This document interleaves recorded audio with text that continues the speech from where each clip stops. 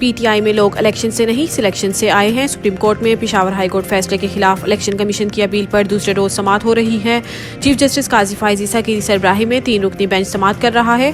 Justice Mohammad Ali मजहर और justice Musarrat हलाली bench में शामिल हैं। जस्टिस मोहम्मद अली मजहर ने रिमार्क्स दिए कि 2 सवालात हैं कि क्या अदालती दायरा इख्तियार था या नहीं, क्या इलेक्शन कमीशन के पास इंट्रा पार्टी इलेक्शन की छानबीन का इख्तियार है या नहीं।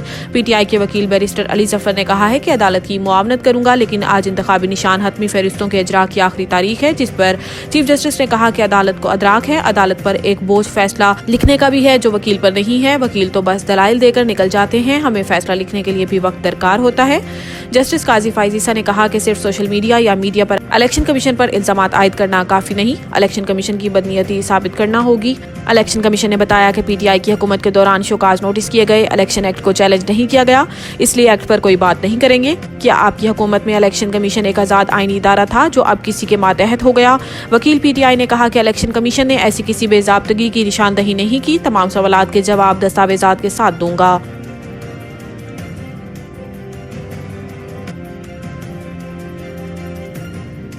हमें लेवल प्लेइंग फील्ड मिले या ना मिले, अपना बंदोबस्त कर लेते हैं। 8 फरवरी को सरप्राइज देंगे। मुल्तान में मीडिया से गुफ्तगू करते हुए बिलावल भुट्टो जरदारी ने कहा है कि एक जेल से बचना चाहता है, दूसरा जेल से निकलना चाहता है। हमारे और दीगर जमातों के नजरिए में फर्क है।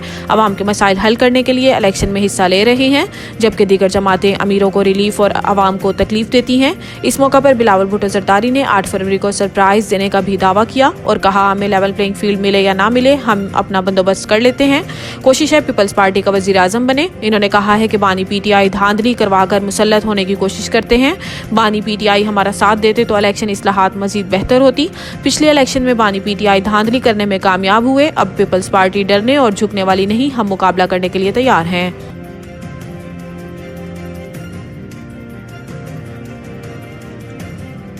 एएनपी को लालटेन का निशान मिल गया, जुर्माना और 4 माह में पार्टी इलेक्शन करवाने का हुक्म। इंट्रा पार्टी इंतखाबात केस में एएनपी की दरखास्त मानते हुए इलेक्शन कमीशन ने अवामी नेशनल पार्टी को लालटेन का निशान देने का फैसला कर लिया, जिसमें कहा गया है कि आम इंतखाबात का शेड्यूल दिया जा चुका है।